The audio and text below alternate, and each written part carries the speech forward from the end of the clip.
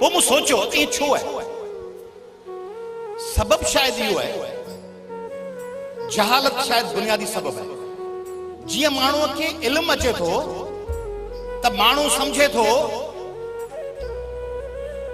तही मुझे हकन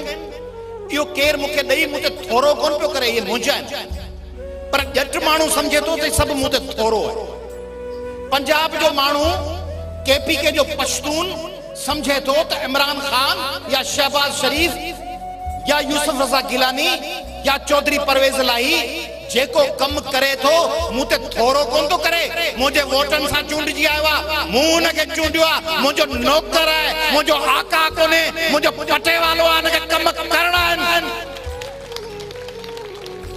ऐ सिंधी समझे तो सिंधी के सिंधी अखबार नहीं बुधायो सिंध जी मीडिया ये बुधायो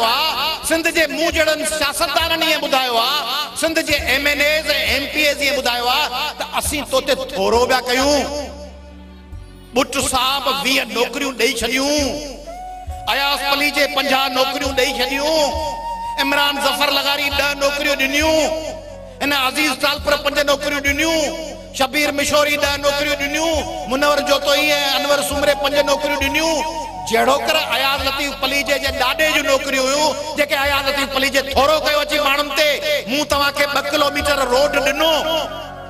सिंधी जटन के बुधायो वियो आ तम मु तवा के 2 किलोमीटर रोड दिनो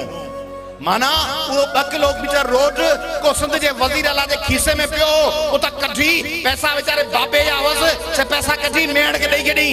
ए बेहड़ वासी खुश साईं 2 किलोमीटर रोड दिनो थन साईं जी मेहरबानी ही जो ॾिसी तो न ही जो रोड है इहो मूंखे साईं ॾिनो आहे साईं जे बाबे जो साईं खणी आयो मड़न का बंदारन का साईं 2 किलोमीटर खड़ो पे हलियो तो साईं तव्हां खे ॾिनो आहे।